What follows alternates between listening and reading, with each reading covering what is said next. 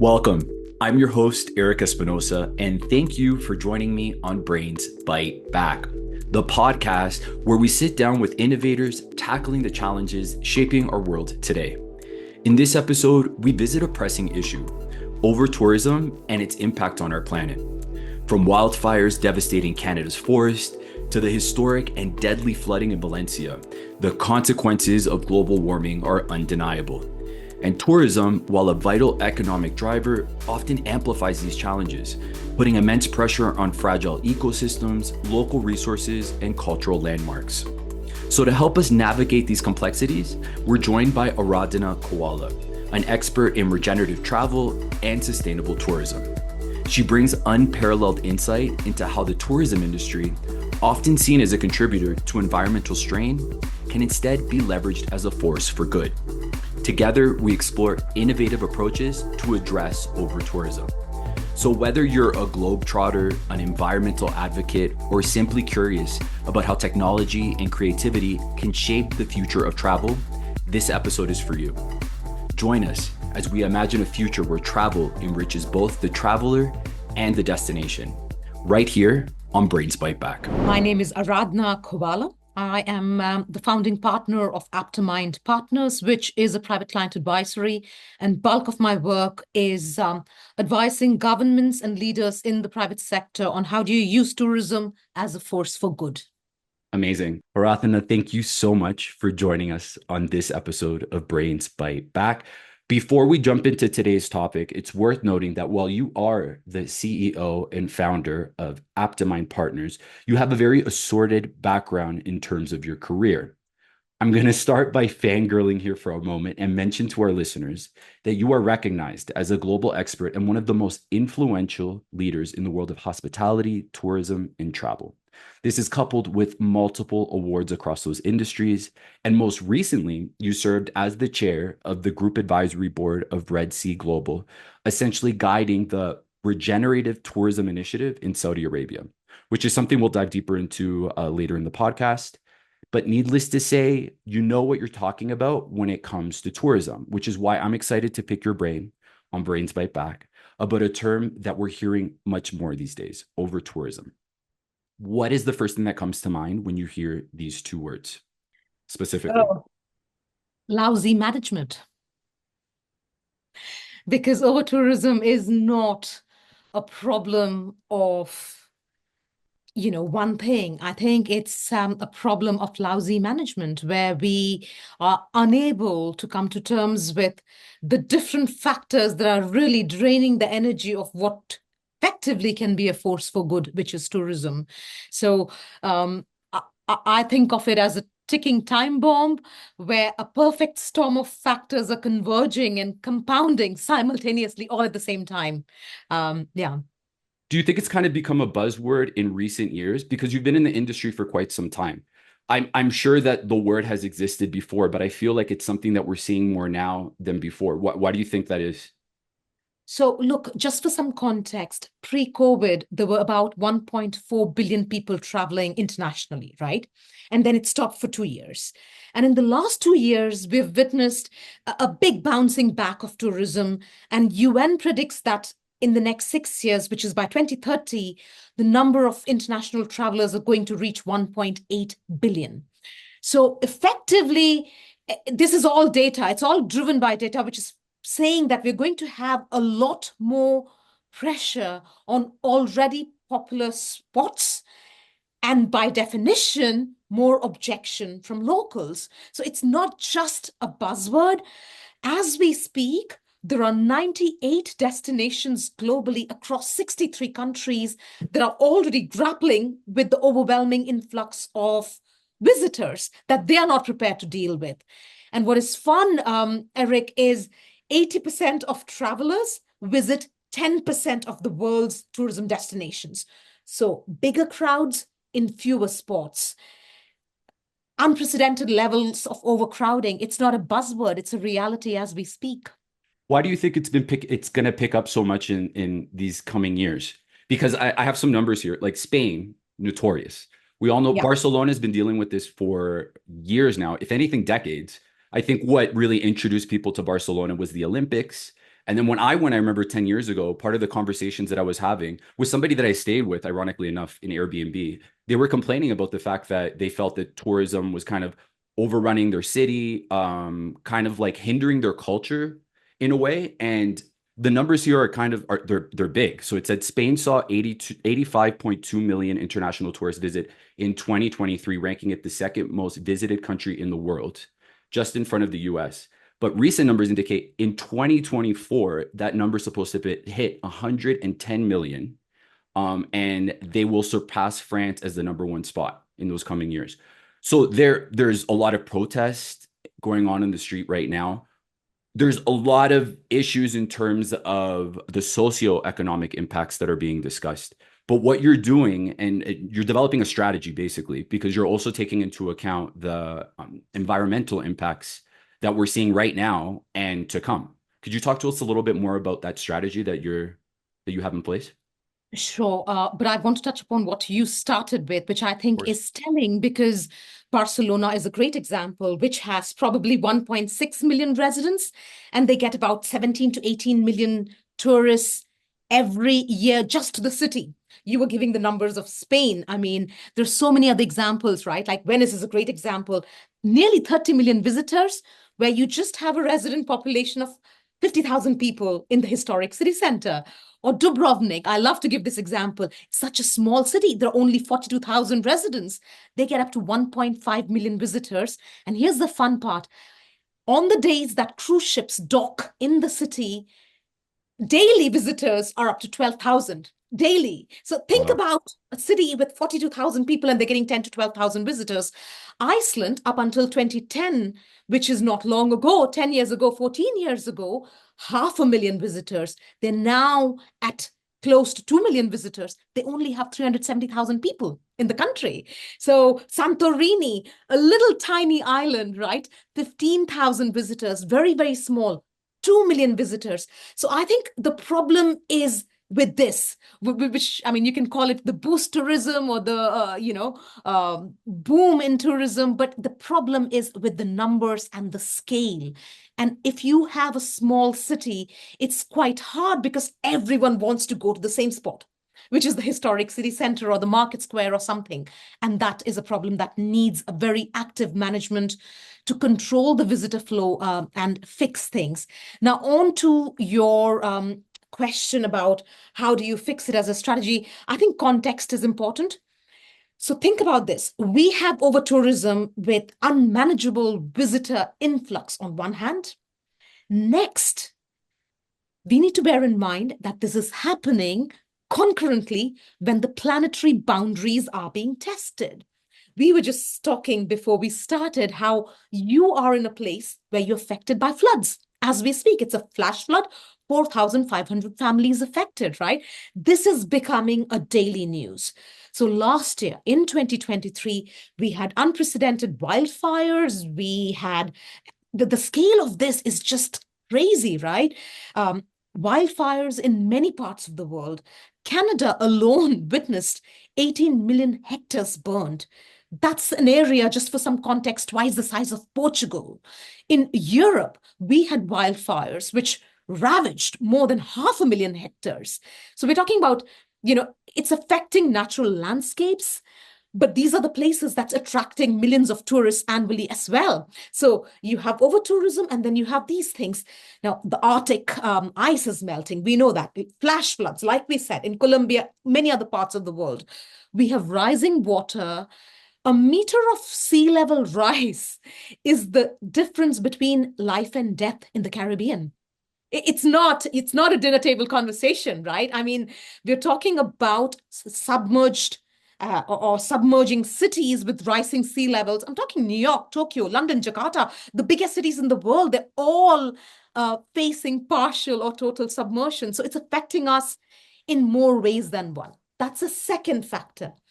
Now, the third thing is controversial, but it doesn't help that when you have over tourism, when you have planetary boundaries being tested, you have a bunch of tourists who who are kind of I guess, suboptimal or optimal in their behavior. It doesn't help when there's no shortage of people who exhibit all kinds of craziness in tourist behavior. So understandably, there is a huge backlash from destinations, from cities, all of who in the past have wanted to really grow this very industry, which has been a livelihood for them. Um, do you want me to go back to your original question in No, it's terms? fine. No, the thing is, actually, I wanted to touch a little bit more on that because I feel like the larger cities, Yeah, for example, Tokyo, right? yeah, I think it's the most, from what I understand, it's the most populated city in the world. And that's most correct. recently, they've been getting a lot of people visiting Tokyo with interest in Tokyo. Obviously, the yen dropping is more of an incentive for people to go. Yes. So, what are the, I feel like there's very conventional ways, and this is from years back, that people or cities themselves or countries try to approach this issue. And it could be, let's say, limiting entry into a museum or blocking off streets entirely. But that doesn't seem to be like a very long-term solution. Right. No, What I what think do you, you're right. what do you think these cities should really be keeping in mind? Because I feel like a lot of them are kind of looking at the people issue in terms of, the noise pollution, housing issues, but with little understanding of what that means on an environmental scale. Because I would argue that I feel like some of, like areas of Costa Rica, Mm, for them, their nature is everything. yeah. So it's very part of their culture to make sure that this is something that they conserve. So they make that as part of their tourism. But I feel like these larger cities might be missing the mark here when it comes to their approach because it's a larger number of people and they're focusing more on the people issue. Would you agree? Right. So I don't know if it's about the size of the cities or the strategy they deploy. Let me explain. What I mean is you're 100% right in that some cities, destinations are acting defensively, others are being offensive, and there are very few who are leading by example. So look, it's not all bad news. Let's start from there, right? By and large, I think destinations, countries, cities, they are waking up to the fact that you need to manage the destination just as much you need to market the destination. So it's a shift in thinking from just pure promotion to management. And we have a host of destinations trying different kinds of actions. As you were asking me the question, Eric, I was thinking of, and I'm sure you read it, in Japan, a town was so overrun with tourists that they decided to put up views to, they put up barriers that would block their views to Mount Mount Fiji. Fuji. Yes, Yes, exactly. Yeah. exactly. So, and we had exactly the same thing in Hallstatt, which is a small little Austrian village that came to, oh, well, that came under the influence flashlight after the movie Frozen. So they got so fed up of tourists snapping selfies that they erected pretty much a wooden fence to block the view. Because, yeah, they were getting 10,000 visitors per day in a village of about 800 residents. So they did exactly the similar thing. We've seen demarketing destinations like Amsterdam had a stay away campaign. Hmm. So this is what you were talking about. The big cities, not necessarily big. The village in Austria is very small, that they just couldn't deal with the numbers. So I'm not sure it's the size, again, going back to the point. But there are other strategies that have worked, right? Like decentralizing tourism. And I especially like what Slovenia has done, and there are many others where they're promoting lesser known destinations like Maribor and the Soka Valley to alleviate pressure on popular spots like Lake Bled and Ljubljana, which is where people generally go to. Now, Japan also, interestingly, has a campaign, which is the Visit Japan campaign, which is focusing on decentralizing tourism by promoting regions like the Hoku and Kyushu and Shikoku and take people away from Tokyo, Kyoto, and Osaka. Which is very Uh, smart which to is very have a smart. little taste of other parts of Japan is the idea. Right, exactly. And New Zealand is doing exactly the same thing because everyone would hit Queenstown and Rotorua before, adventure capital and blah, blah, blah. But now they have campaigns which is taking you to places like Taranaki and the Caitlin's. Not unheard of, but I think also suiting the mindset of travelers who historically used to have FOMO, which is fear of missing out. But now we are seeing that fear of missing out becoming JOMO, which is joy of missing out, in that I'm quite happy to sit out destinations, which is going to be overcrowded and inundated with people. And I much prefer the peace and quiet of places, which also incidentally might end up working as less expensive because a lot less people venture there. I mean, there's so many destinations that are doing this now. Thailand launched the 12 Hidden Gems campaign, again, promoting cities like Nan and Trat, apart from, what we normally hear, which is Bangkok and the others. Indonesia is calling it 10 new Balis. So don't just go to Bali, but go to the other new Balis, which That's are a good set. slogan. I like that.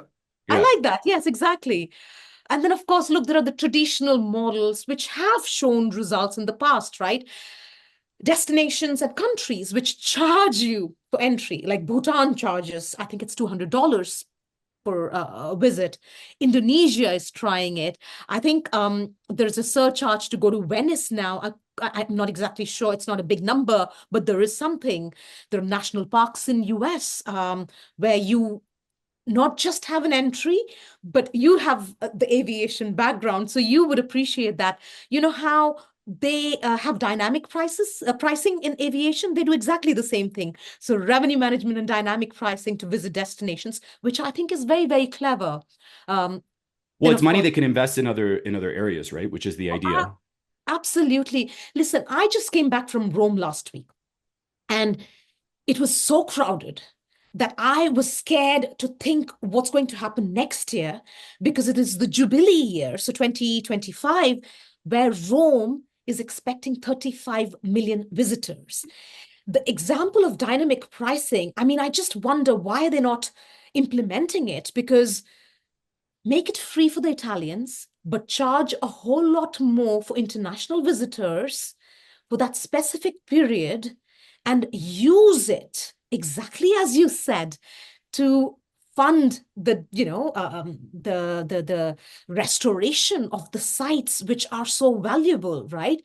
I don't think anyone is going to bat an eyelid if you charge a whole lot more, quite frankly, because you're paying for the privilege of visiting Rome during the year of the Jubilee. So, yeah, I think destinations need to think a lot more creatively. I think we know high seasons exist. We try to budget it based on where we're going, the times that we're going. And I think you and I are very similar. And these people exist in the world. We have a gene in us where we want to travel. We want to see the world. We want to see different cultures. And that is not going to go away. I Right. think right now, if anything, traveling has become a lot more accessible than it has, in the past. And it'll be just we're becoming more connected with the world. People won't stop traveling. We know that. So instead, we're seeing this push for now sustainable tourism, Hmm. which I feel like is kind of like another hot word. But I think it's worth asking you, do you think the responsibility of eco-friendly tourism lies in the hands of the tourist, or is also the responsibility of the city? Oh, it's first of all, to your comment, the new buzzword.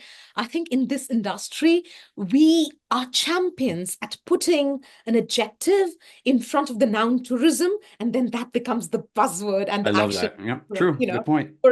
we have over tourism, we have cultural tourism, we have regenerative tourism, sustainable Anti-tourism. tourism. Yeah. Yes, rural Yeah. tourism. The list is endless, and we're clever, and we think we're doing something very innovative. When we put the next new word, and that becomes the new kid in town. But going back, I think, oh, huge responsibility, not just with the visitors, um, but with the destinations, the countries, and the private sector, which is the players, right? Look, you can't, I mean, this is one of those things where all cogs in the wheel need to come together. And it is easy for us to sit and criticize, especially when things are not working. But I think that's where we need bold leadership, and we should not be just thinking of what do we need to fix the system currently, but we need to really ask the crazy, innovative question in thinking, what is my city, my destination, my company going to need in the next 30, 50 years? And how do I think about bringing that in as a change? So, yeah, not just the responsibility of one party for sure. So we were talking about this before we recorded, because I think this one is a very interesting example. Copenhagen. Mm. Copenhagen is notorious for being, I mean, I think it always ranks like at least the top three in the last few years as being one of the most sustainable cities, if not just Denmark as a whole. So they tried something this past summer. They quoted it as, or they coined it as Copen Pay. Hey, yeah, So it's Copenhagen. this, yeah, and I love it because it's this idea of playing on our psychology. It's kind of a reward based idea, which is kind of like designed to influence like eco-friendly behavior from visitors, and it's an incentive based system. So the idea is if you pick up garbage, if you take transit, then you're rewarded in a way to see the rest of the city, but in for free, which I think is super smart. Do you have any other examples of maybe any other cities that come to mind that have taken kind of a similar approach? 'Cause we're still learning a lot more from this program. I think it's still pretty fresh, but I'm sure it's had some positive impacts. No, I love it. I think Copenhagen, they started with this, what is called a tourism for good strategy. And CopenPay effectively rewards you as a visitor for what they call eco-friendly behaviors, right? Using cycling or using public transport. And they give you things which you can use while you're there, like trips or free visits to museums or free meals. So I think it's a very, very clever strategy. Because by doing all of these things, you're transforming tourism into an intentional, active, and conscious experience, which I think is super clever. And I want to touch upon what you said before, which is, I think, something we really, really need. We don't think creatively enough, right? So what we need for this is creative solutions. So think about it, right? If you have to drive, if you and I have to drive on the road today, we need to take a driver's license. We need to have a license. So we need to be qualified drivers to ensure we are not a risk to people who are on the road. Why don't we ever require tourists to complete a certification on sustainable travel practices before they can access certain areas, especially places which are really valuable, fragile environments, right?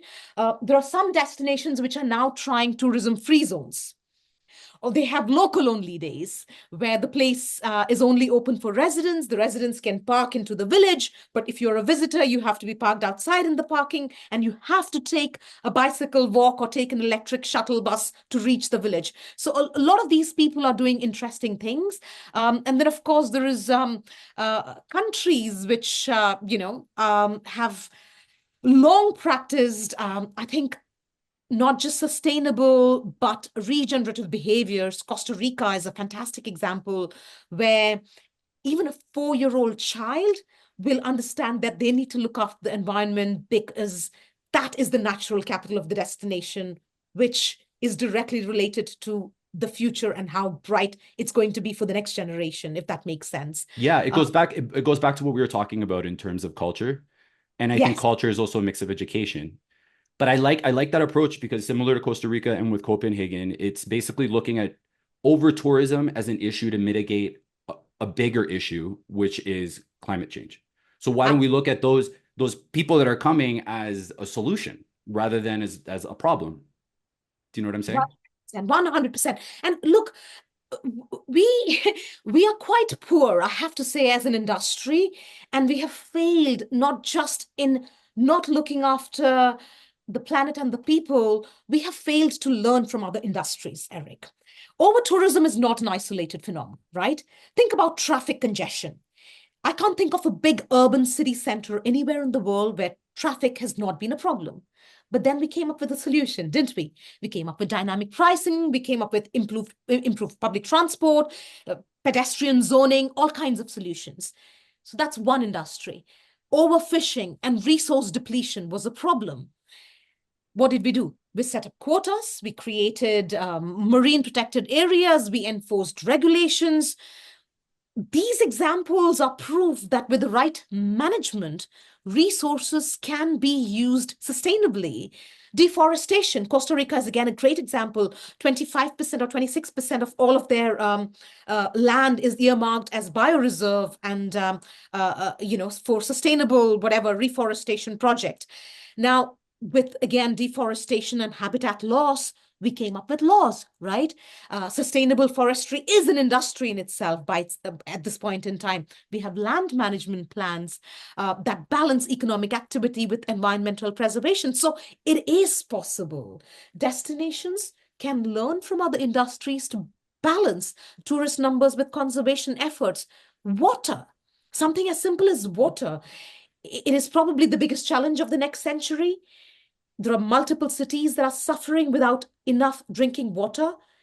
And we have come up with water solutions as a government, as the public sector, as the private sector, right? I mean, from very small solutions to strict usage regulations to public awareness campaigns. All of these things, I think, proving in multiple different ways that there are solutions that can help manage expectation and distribute tourism flow a lot more evenly. What I love that you're doing is that you're looking at creating a strategy that offers a solution, right? To governments. So you're quoting it as regenerative tourism. I try to say that 10 times fast. But part of that strategy, I understand, involves the stakeholders. And without the stakeholders being willing participants, then I mean it doesn't push the strategy as much as you'd like. So in this example with Copenhagen, what I really like is that the businesses in Copenhagen are participating. They understand the value in it. It's not just the government saying like, "Hey, we want you to do this." They are willingly, invite. They understand they're bringing tourists, into their environment, but at the same time, they're, part of this strategy. What do you think? Talk to me a little bit more about this strategy and how it incorporates the stakeholders. Sure. Look, I define regenerative tourism as one which enhances the natural, cultural, and social capital of a destination apart from the economic capital, right? Full circle. Yeah, for sure. Exactly right. So then that means it needs net positive benefits for people and the planet. And if you just dissect the word a little bit, to regenerate is the capacity to bring into existence again. Traditional sustainable approaches focus on giving back and contribute to what I call as a proactive regeneration of communities, cultures, heritage, places, landscapes. So you're creating positive outcomes. It's a far cry from doing less damage. That is not good enough anymore. I think the end result is tourism as an industry has such an outsized impact on climate and biodiversity impacts. And at the end of the day, what are we dependent on? We're entirely dependent on the natural capital and the social capital of any place, and of course, the cultural capital of any place. So by definition and by extension, it means we have that much more responsibility to contribute to those goals. And now, if you want to address over-tourism and climate crisis in tandem, because these things are happening at the same time, you need a comprehensive, holistic approach, which is why regenerative approach kind of works really well, because here, locals, tourists, businesses, governments, everyone is seen as equally important figures when it comes to tourism management and destination planning. So you're not just talking about engaging local communities in decision making. You are also talking about reducing emissions, restoring ecosystems, and encouraging tourists to actively participate in conservation efforts, exactly like you said in Copenhagen. We have been working on it's not rocket science really, and it's an open source because most of my work is to encourage everyone to practice it. It's not, it's an open source platform that I write and speak about widely. And we call it a START philosophy as a comprehensive strategy, which can ensure that tourism can really be a force for good and can actually benefit everyone that is involved. So START starts with an S, of course, which is stakeholder mapping, right?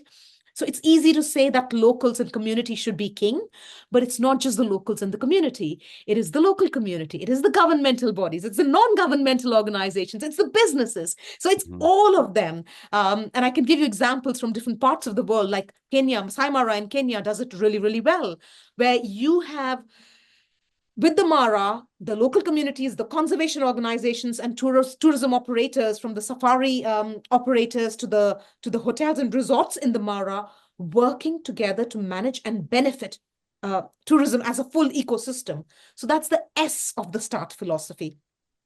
The T is transparent consultation with everyone involved. Now, this needs regular interactions. You don't just build and then go back and tell people, okay, listen, we're going to create jobs for you. That is not transparent community consultation, right? If you are forcing people to vacate a land that you're building on, let's just start there. It's not sustainable. It's not regenerative, right?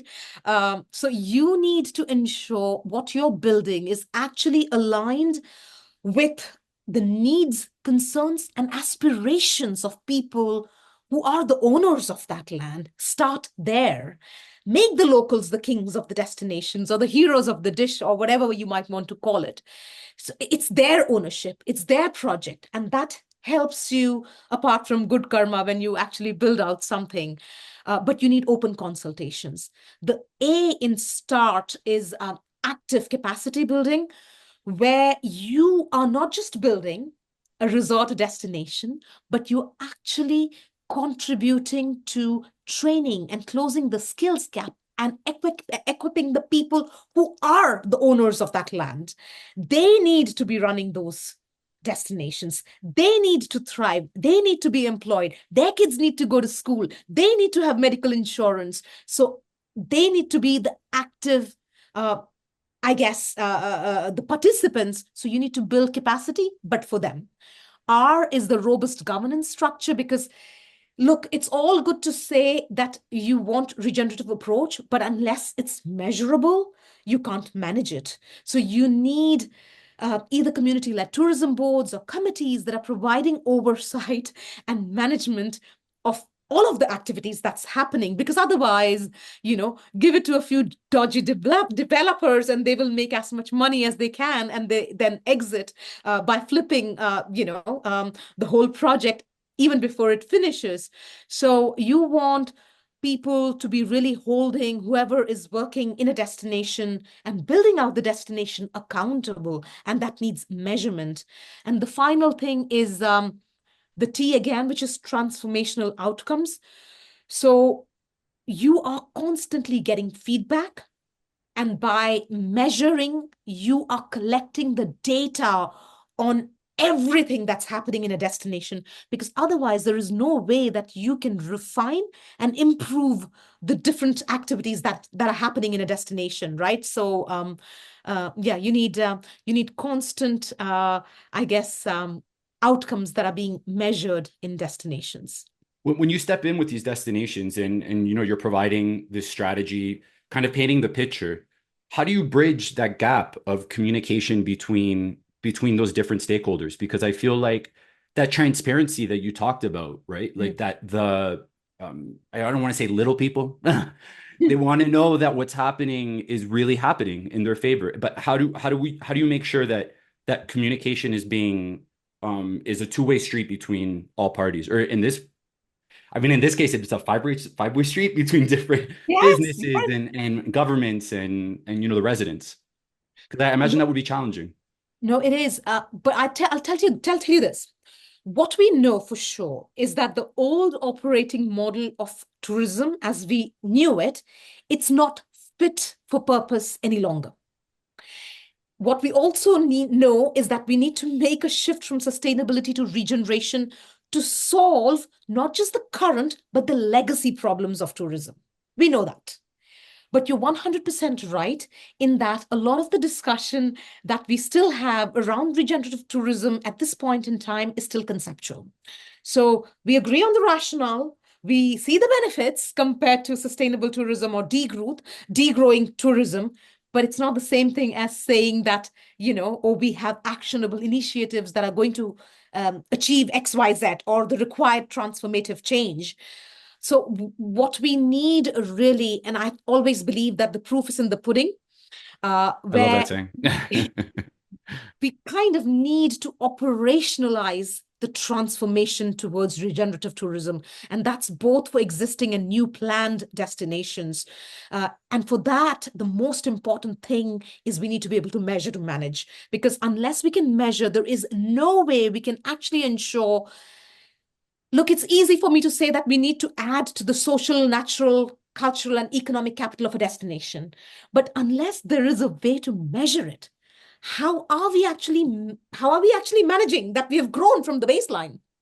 So I think in practice, it requires a huge shift in the mindset more than anything else. And it requires a mindset shift across all stakeholders. Exactly what you said. It's not one lever, it's 5 different levers.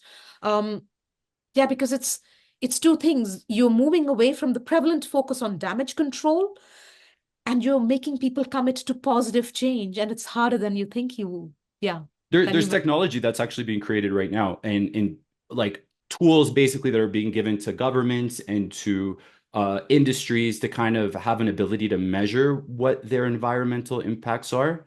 And I think that in conjunction with your strategies as well, are beneficial in the long run. And I think right now we're in this amazing time where this relationship between technology, strategies, and the way that we're looking at the future is going to serve us in the right way. But I think people like you that are developing solutions and stepping in and helping these destinations is pivotal in order for us to maintain tourism in the long run, or to have places to visit at the end of the day, because that's really what we need, right? If we want to see these beautiful places, we need to make sure that they still exist. Oh, no, 100% agree. I think technology is going to be a big part of the solution, and it exists in a lot of situations, which is my whole point about let's learn from other industries. Mm-hmm. We are doing this for schooling, education system. We're doing this with water. We're doing this with, think about it, the load factor on cables and internet. We manage it with technology, right? AI is supposed to serve a purpose. There is no better implementation than to manage tourism and the damage that it can potentially cause. So couldn't agree more. Aradhana, I could talk to you about this all day. You're clearly passionate about travel and sustainability. If someone's interested in learning more, how would you suggest they reach out? LinkedIn. Ping me on LinkedIn. I think, yes, you will get a response. Amazing. Thanks again for joining me, and I will hold you to that coffee the next time I'm in the UK. I'll get you to, I'll treat you to lunch, Eric. Sorry it's taken us a long time to do this, but delighted to have had the chat. Thank you for having me. That's a wrap for today's episode. If you benefited from what you've learned today, feel free to leave us a review on iTunes. You can also find all our past and future episodes on YouTube and Spotify under Brains Byte Back. And if you'd like to connect with us directly, you can always reach out to us by email at info@sociable.co. Remember, your feedback helps us grow. We welcome it. We appreciate you joining us. Until next time.